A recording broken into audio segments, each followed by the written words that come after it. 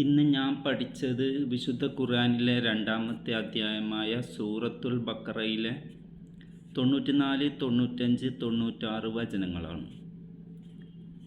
അതിനിടയിൽ പറയാനുള്ളത്, നിങ്ങൾ ഈ വീഡിയോ കാണുമ്പോൾ ഡയറക്റ്റ് വീഡിയോ കാണരുത്, അതിൻ്റെ താഴെ ലിങ്ക് മുഖേന കാണുക. നിങ്ങൾ ഡയറക്റ്റ് കാണുമ്പോൾ ഇതിലെ വ്യൂസ് 15, 25 കാണുന്നത്. ഒരു ദിവസം 2 ദിവസമെല്ലാം ആയാൽ. നേരെ മറിച്ച് നിങ്ങൾ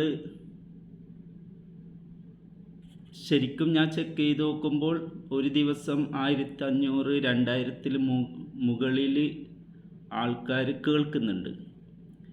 വ്യൂസിൽ കാണുന്നത് 15, 20, 30 പേരെ കണ്ടതായിട്ട് കാണുന്നില്ല. അതുകൊണ്ട് ഡയറക്റ്റ് ലിങ്കിൽ കയറി കാണുക. നിങ്ങൾക്ക് ഇഷ്ടമുള്ളത് കമൻറ്റ് ചെയ്യാമല്ലോ. എൻ്റെ തെറ്റുകുറ്റങ്ങളൊക്കെ നിങ്ങൾക്ക് കമൻറ്റ് ചെയ്യാം. ബിസ്മില്ലാഹിർ റഹ്മാനിർ റഹീം. കുൽ ഇൻ കാനത് ലക്കുമുദ്ദാറുൽ ആഖിറത്തു ഇൻദല്ലാഹി ഖാലിസത്തൻ മിൻ ദൂനിൻ നാസി ഫതമന്നഉൽ മൗത ഇൻ കുൻതും സാദിഖീൻ.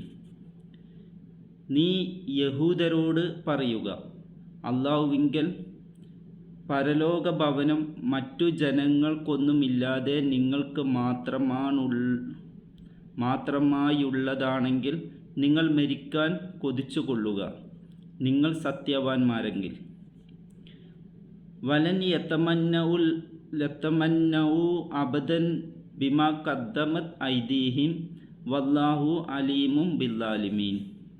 എന്നാൽ അവരുടെ കൈകൾ മുൻകൂട്ടി ചെയ്തു വെച്ചത്, അതായത് ദുഷ്കൃത്യങ്ങൾ കാരണം അവർ മരണത്തെ കൊതിക്കുകയേ ഇല്ല. അല്ലാഹു അക്രമികളെക്കുറിച്ച് പൂർണ്ണമായി അറിവുള്ളവനാകുന്നു. വലതജിദന്നഹും അഹ്റസന്നാസി അലാ ഹയവാത്തി വമിനല്ലദീന അഷ്റകൂ യവദ്ദു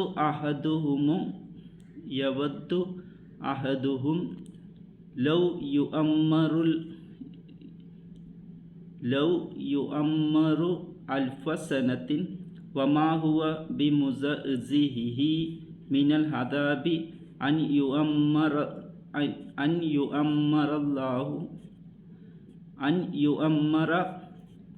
വല്ലാഹു ബസീറും ബിമാ യഅമലൂൻ. തീർച്ചയായും ജനങ്ങളിൽ ജീവിതത്തോട് ഏറ്റവും ആർത്തിയുള്ളവരായി അവരെ, അതായത് യഹൂദരെ നിനക്ക് കാണാം. ബഹുദൈവവാദികളെക്കാൾ പോലും അവരിൽ ഓരോരുത്തരും കൊതിക്കുന്നത് തനിക്ക് 1000 വർഷത്തെ ആയുസ് ലഭിച്ചിരുന്നെങ്കിൽ എന്നാണ്. ഒരാൾക്ക് ദീർഘായുസ് നൽകപ്പെടുക എന്നത് അയാളെ ശിക്ഷയിൽ നിന്ന് അകറ്റുന്ന കാര്യമല്ല. അവൻ പ്രവർത്തിക്കുന്നതെല്ലാം കണ്ടറിയുന്നവനാകുന്നു അല്ലാഹു. മറ്റു സമൂഹങ്ങളിലേക്ക് അല്ലാഹു നിയോഗിച്ച പ്രവാചകന്മാരെ പോലെ ഇസ്രായേലിലേക്ക് നിയുക്തരായ പ്രവാചകന്മാരും പ്രബോധനം ചെയ്തത് എല്ലാ ജനവിഭാഗങ്ങൾക്കും ഒരുപോലെ ബാധകമായ ആദർശമാണ്. അതനുസരിച്ച് സത്യവിശ്വാസം ഏത് സമുദായക്കാരെ സ്വീകരിച്ചാലും അല്ലാഹുവിങ്കൽ സ്വീകാര്യമായിരിക്കും. സത്യനിഷേധം ആരിൽ നിന്നുണ്ടായാലും അല്ലാഹുവിൻ്റെ ശിക്ഷ അനുഭവിക്കേണ്ടി വരികയും ചെയ്യും. മോക്ഷം ഗോത്രത്തിൻ്റെയോ സമുദായത്തിൻ്റെയോ അടിസ്ഥാനത്തിലായിരിക്കുകയില്ല. എല്ലാ പ്രവാചകന്മാരുടെയും ഉത്തമ ശിഷ്യന്മാർ സങ്കുചിത ചിന്തകൾക്ക് അതീതമായിരുന്നു. അവരുടെ പിൻഗാമികളിൽ നിന്ന് ആദർശ വ്യതിയാനം ബാധിച്ചവരാണ് സാമുദായിക സങ്കുചിത്വത്തിൻ്റെ വാക്താക്കളായി മാറിയത്. ഇസ്രായേലർ ഇപ്രകാരം വ്യതിചലിച്ചു പോയതിനെക്കുറിച്ച് വിവിധ ഖുർആൻ സൂക്തങ്ങളിൽ പരാമർശിച്ചിട്ടുണ്ട്. തങ്ങൾ നരകശിക്ഷ അനുഭവിക്കേണ്ടി വരികയാണെങ്കിൽ പോലും അത് ഏതാനും ദിവസങ്ങളിലേക്ക് മാത്രമായിരിക്കുമെന്ന് യഹൂദർ വാദിച്ച കാര്യം 2-ാമത്തെ അധ്യായത്തിലെ 80-ാമത്തെ സൂക്തത്തിൽ പരാമർശിക്കുകയുണ്ടായി. മറ്റു ചില സൂക്തങ്ങൾ നോക്കുക. 2-ാമത്തെ അധ്യായത്തിലെ 111-ാമത്തെ സൂക്തം ഇങ്ങനെയാണ്: യഹൂദരോ ക്രിസ്ത്യാനികളോ ആകാതെ സ്വർഗത്തിൽ പ്രവേശിക്കാൻ പറ്റില്ലെന്ന് അവർ പറഞ്ഞു. അതൊക്കെ അവരുടെ വ്യാമോഹങ്ങളാകുന്നു. നബിയെ പറയുക, നിങ്ങൾ സത്യവാന്മാരാണെങ്കിൽ അതിന് നിങ്ങളുടെ പക്കലുള്ള തെളിവ് കൊണ്ടുവരൂ എന്ന്. 5-ാമത്തെ അധ്യായത്തിലെ 18-ാമത്തെ വചനം ഇങ്ങനെയാണ്: യഹൂദരും ക്രിസ്ത്യാനികളും പറഞ്ഞു, ഞങ്ങൾ അള്ളാഹുവിൻ്റെ മക്കളും അവന് പ്രിയപ്പെട്ടവരുമാണെന്ന്. നബിയെ പറയുക, പിന്നെ എന്തിനാണ് നിങ്ങളുടെ കുറ്റങ്ങൾക്ക് അള്ളാഹു നിങ്ങളെ ശിക്ഷിക്കുന്നത്? അങ്ങനെയല്ല, അവൻ്റെ സൃഷ്ടികളിൽപ്പെട്ട മനുഷ്യർ മാത്രമാകുന്നു നിങ്ങൾ. അവൻ ഉദ്ദേശിക്കുന്നവർക്ക് അവൻ പുറത്തു കൊടുക്കും. അവൻ ഉദ്ദേശിക്കുന്നവരെ അവൻ ശിക്ഷിക്കുകയും ചെയ്യും.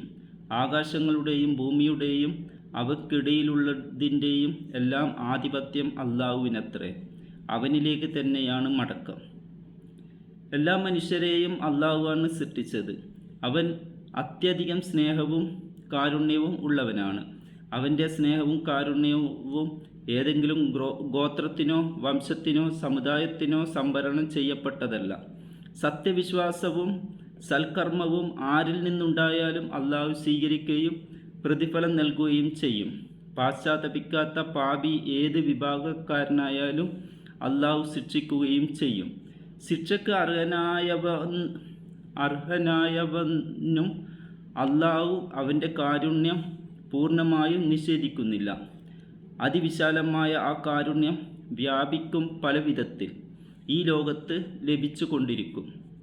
7-ാമത്തെ അധ്യായത്തിലെ 156-ാമത്തെ വചനം ഇങ്ങനെയാണ്: അള്ളാഹു പറഞ്ഞു, എൻ്റെ ശിക്ഷ ഞാൻ ഉദ്ദേശിക്കുന്നവർക്ക് അനുഭവിപ്പിക്കും. എൻ്റെ കാരുണ്യമാകത്തെ സർവ്വ വസ്തുക്കളെയും ഉൾക്കൊള്ളുന്നതാകുന്നു. ഈ വിഷയകമായി മൂസാ നബി അലൈഹി ഇസ്ലാമിയുടെയും ഈസാ നബി അലൈഹി ഇസ്ലാമിയുടെയും ജനതയ്ക്ക് ബാധകമായതെല്ലാം മുഹമ്മദ് നബി സല്ലല്ലാഹു അലൈഹി വസല്ലമയുടെ സമുദായത്തിനും ബാധകമാണ്. മുസ്ലിം സമുദായത്തെ ഉത്തമ സമുദായമെന്ന് ഖുർആനിൽ 3-ാമത്തെ അധ്യായത്തിലെ 110-ാമത്തെ വചനം വിശേഷിപ്പിച്ചിട്ടുണ്ട്. ഈ സമുദായത്തിൽപ്പെട്ടവരുടെ വിശ്വാസവും കർമ്മവും പിഴച്ചു പോയാലും കുഴപ്പമില്ലെന്ന് ഇതിന് അർത്ഥമില്ല. ഷിർക്ക്, അതായത് അള്ളാഹുവിന് പങ്കാളിയെ ചേർക്കൽ, കുഫർ സത്യനിഷേധം, നിഫാക്ക് കാപട്യം എന്നീ ഗുരുതരമായ കുറ്റങ്ങൾ ഒരു മുസ്ലിം സമുദായക്കാരൻ്റെ ഭാഗത്തു നിന്ന് ഉണ്ടായാലും അവൻ ശാശ്വതമായ നരകശിക്ഷയ്ക്ക് അവകാശിയാകാം. മറ്റു വൻ പാപങ്ങളാണ് അവൻ ചെയ്തതെങ്കിൽ പാശ്ചാത്തപിക്കാത്ത പക്ഷം അള്ളാഹു കണക്കാക്കിയ ശിക്ഷ അനുഭവിക്കേണ്ടി വരും. ഉത്തമ സമുദായത്തിലെ അംഗമായതുകൊണ്ട് മാത്രം സ്വർഗപ്രവേശം ഉറപ്പാക്കാനാവില്ല. പൂർവ്വ സമുദായങ്ങളിൽപ്പെട്ട പലരെയും പോലെ മുസ്ലിം സമുദായത്തിലെ ചിലരും ഈ വിഷയകമായി മിഥ്യാധാരണയിൽ അകപ്പെട്ടിട്ടുണ്ട്. വിശ്വാസവും കർമ്മവും എങ്ങനെയൊക്കെ ദുഷിച്ചാലും നബി സല്ലല്ലാഹു അലൈഹി വസല്ലമയുടെ ഉമ്മത്തിൽപ്പെട്ടവർക്ക് സ്വർഗം ഉറപ്പാണെന്ന് അവർ കരുതുന്നു. അവരുടെ ഈ ധാരണയ്ക്ക് ഖുർആനിൻ്റെയോ പ്രാമാണികമായ ഹദീസിൻ്റെയോ പിൻബലമില്ല. അല്ലാഹുവോ റസൂൽ സല്ലല്ലാഹു അലൈഹി വസല്ലമ അറിവ് നൽകിയതിൻ്റെ അടിസ്ഥാനത്തിലല്ലാതെ ഒരാൾക്കും പരലോകത്ത് തൻ്റെ നില ഭദ്രമാക്കുമെന്നോ സ്വർഗത്തിൽ പ്രവേശിക്കാൻ കഴിയുമെന്നോ ഉറപ്പാക്കാനാവില്ല. അല്ലാഹുവാണ് ഏറ്റവും അടുപ്പമുള്ള ദാസന്മാർ പോലും അല്ലാഹുവോട് ഏറ്റവും അടുപ്പമുള്ള ദാസന്മാർ പോലും അവൻ്റെ കാരുണ്യം പ്രതീക്ഷിക്കുന്നതോടൊപ്പം ശിക്ഷ ഭയപ്പെടുന്നവരുമായിരുന്നു.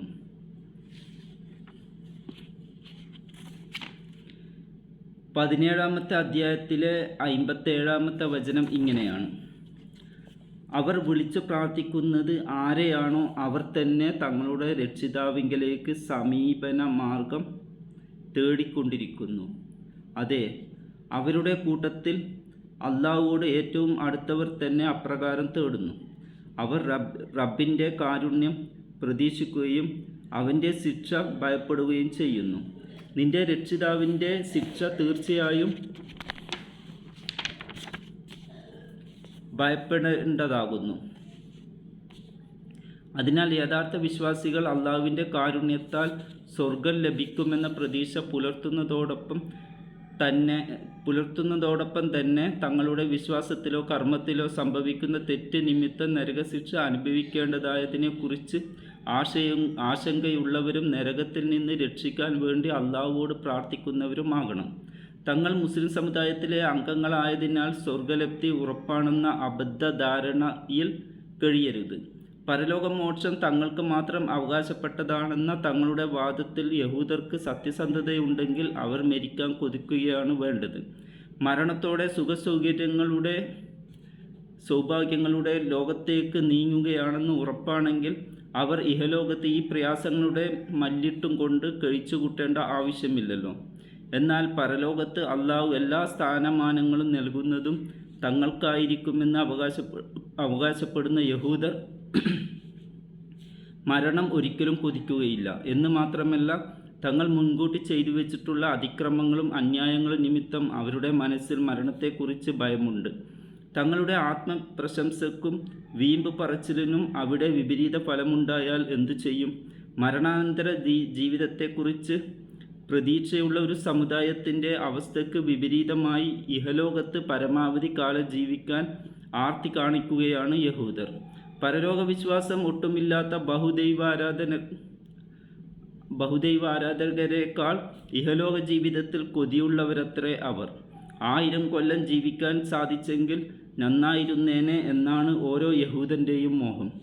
വിവിധ മതസ്ഥരായ പല ആളുകളും ദീർഘായുസ് വലിയ നേട്ടമാണെന്ന് കരുതുന്നവരാണ്. 110 120 വയസ്സ് പ്രാപിച്ചവരെ രാഷ്ട്രീയക്കാരും മാധ്യമപ്രവർത്തകരും മറ്റും ഏറെ ആദരിക്കുന്നു. ചില ഭരണകൂടങ്ങൾ അത്തരക്കാർക്ക് പല ആനുകൂല്യങ്ങളും നൽകുന്നു. പ്രായമായവരെ ആദരിക്കുകയും സഹായിക്കുകയും ചെയ്യുന്നത് നല്ല കാര്യം തന്നെ. എന്നാൽ ആയുർദൈർഘ്യം കൊണ്ട് മാത്രം പരലോകത്ത് ഗുണമുണ്ടാകണമെന്നില്ല. ആയുഷ്കാലം വിനിയോഗിച്ചത് നല്ല വഴിക്കോ ചീത്ത വഴിക്കോ എന്നതിനെ ആശ്രയിച്ചായിരിക്കും പരലോകത്തെ സൗഭാഗ്യവും നിർഭാഗ്യവും. തെറ്റായ ആശയങ്ങളും കർമ്മ പരിപാടികളുമായിട്ടാണ് ഒരാൾ ദീർഘകാലം ജീവിച്ചതെങ്കിൽ പരലോക ശിക്ഷ വർദ്ധിക്കുകയും കഠിനമാവുകയും ചെയ്യുക എന്നത് മാത്രമായിരിക്കും ആയുർദൈർഘ്യത്തിൻ്റെ നേട്ടം. 35-ാമത്തെ അധ്യായത്തിലെ 37-ാമത്തെ വചനം ഇങ്ങനെയാണ്: അവർ നരകത്തിൽ വെച്ച് മുറവിളി കൂട്ടും, തങ്ങളുടെ രക്ഷിതാവേ, ഞങ്ങളെ നീ പുറത്ത് വിടണമേ. മുമ്പ് ചെയ്തിരുന്നതിൽ നിന്ന് വ്യത്യസ്തമായി ഞങ്ങൾ സൽക്കർമ്മം ചെയ്തു കൊള്ളാം. അപ്പോൾ ഞാൻ പറയും, ആലോചിക്കുന്നവന് ആലോചിക്കാൻ മാത്രം നിങ്ങൾക്ക് നാം ആയുസ് നൽകിയില്ലേ? താക്കീത്തുകാരൻ നിങ്ങളുടെ അടുത്ത് വരികയും ചെയ്തു. അതിനാൽ നിങ്ങൾ അനുഭവിച്ചു കൊള്ളുക. അക്രമികൾക്ക് യാതൊരു സഹായവുമില്ല. അള്ളാഹുവാണ് ജനിപ്പിക്കുകയും മരിപ്പിക്കുകയും ചെയ്യുന്നവൻ. കുറവായാലും കൂടുതലായാലും ആയുസ് അള്ളാഹുവിൻ്റെ ദാനമാണ്. ഒരു ആയുഷ്കാലത്തിനിടയിൽ കുറച്ച് സമയമെങ്കിലും സിട്ടാവും രക്ഷിതാവും മാർഗദർശിയുമായ അള്ളാഹുവെ സംബന്ധിച്ച് ആലോചിക്കാനും അവൻ്റെ അനുഗ്രഹങ്ങളെയും നിയമനിർദ്ദേശങ്ങളെയും വിലയിരുത്താനും വിനിയോഗിക്കണം. അള്ളാഹുവിൻ്റെ വിധിവിലക്കുകൾ ലംഘിച്ചാലുള്ള ശിക്ഷയെക്കുറിച്ച് മുന്നറിയിപ്പ് നൽകുന്ന താക്കീത്തുകാരുടെ വാക്കുകൾ ശ്രദ്ധിക്കണം. അതൊന്നും ചെയ്യാതെ നരകത്തിൽ പതിച്ച ശേഷം മുറവിളി കൂട്ടിയതുകൊണ്ട് പ്രയോജനമുണ്ടാവില്ല. ഒരാൾക്ക് നൂറ്റാണ്ടുകളോളം ജീവിക്കാൻ കഴിഞ്ഞാലും ഈ ദുരവസ്ഥ വന്നെത്തിക്കൂടായികയില്ല. ലഭിച്ച ആയുഷ്കാലം മുഴുവൻ ആദർശനിഷ്ഠയോടെ ജീവിക്കുകയും സത്യപ്രബോധനം തുടരുകയും ചെയ്തവർക്ക് ആയുർദൈർഘ്യം അനർഘമായ നേട്ടമായിരിക്കും. 950 വർഷം ജീവിക്കാൻ അള്ളാഹു അവസരം നൽകിയ നൂഹ് നബി അലൈഹിസ്സലാം ഈ വിധത്തിൽ ആയുർദൈർഘ്യം മഹത്തായ നേട്ടമാക്കി തീർത്ത വ്യക്തിത്വമായിരുന്നു. 29-ാമത്തെ അധ്യായത്തിലെ 14-ാമത്തെ വചനം ഇങ്ങനെയാണ്: നൂഹിനെ നാം അദ്ദേഹത്തിൻ്റെ ജനതയിലേക്ക് അയക്കുകയുണ്ടായി. 50 കൊല്ലം ഒഴിച്ചാൽ 1000 വർഷം തന്നെ അദ്ദേഹം അവർക്കിടയിൽ താമസിച്ചു. അങ്ങനെ അവർ അക്രമികളായിരിക്കെ പ്രളയം അവരെ പിടികൂടി. കണിശമായ ഏകദൈവ വിശ്വാസത്തിൽ ഉറച്ചു നിന്ന ഏതാനും ചെറുപ്പക്കാരെ 3 നൂറ്റാണ്ടുകാലം ഒരു ഗുഹയിൽ അള്ളാഹു ഉറക്കിക്കിടത്തിയ സംഭവം സൂറത്തുൽ കഹ്ഫിൽ വിവരിച്ചിട്ടുണ്ട്. 18-ാമത്തെ അധ്യായത്തിലെ 25-ാമത്തെ വചനം ഇങ്ങനെയാണ്: അവർ അവരുടെ ഗുഹയിൽ 300 വർഷം താമസിച്ചു. അവർ 9 വർഷം കൂടുതലാക്കുകയും ചെയ്തു. സ്വയം മഹത്വവൽക്കരിക്കുന്ന യഹൂദരുടെ നിലപാടിനെക്കുറിച്ച് സൂറത്തുൽ ജുമുഅയിൽ പറഞ്ഞിട്ടുള്ളത് പലരും പതിവായി കേൾക്കുന്നതാണ്. 62-ാമത്തെ അധ്യായത്തിലെ 6-7 വചനങ്ങൾ ഇങ്ങനെയാണ്: നബിയെ പറയുക, യഹൂദ മതക്കാരെ മറ്റു മനുഷ്യരെ കൂടാതെ നിങ്ങൾ മാത്രം അള്ളാഹുവിൻ്റെ മിത്രങ്ങളാണെന്ന് നിങ്ങൾ വാദിക്കുകയാണെങ്കിൽ നിങ്ങൾ മരണം കൊതിക്കുക. നിങ്ങൾ സത്യവാന്മാരാണെങ്കിൽ എന്നാൽ അവരുടെ കൈകൾ മുൻകൂട്ടി ചെയ്തു വെച്ചത് കാരണം അവർ ഒരിക്കലും അത് കൊതിക്കുകയില്ല. അള്ളാഹു അക്രമികളെ കുറിച്ച് പൂർണ്ണജ്ഞാനമുള്ളവനാകുന്നു.